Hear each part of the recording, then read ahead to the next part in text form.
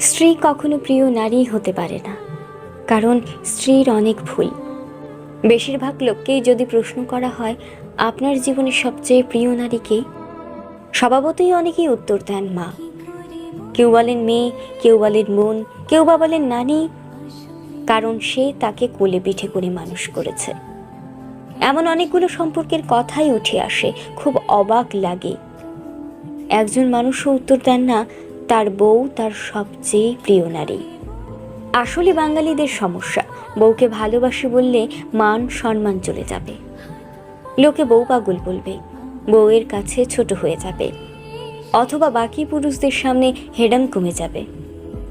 এমন একজন মানুষও কি নেই যার হাসপাতালে বেডের পাশে নির্ঘুম রাত কাটিয়েছে তার স্ত্রী, অথবা একসাথে জীবনের যুদ্ধটা করবে বলে বাবার বাড়ির অভিজাত্যকে দূরে রেখে স্বল্প বেতন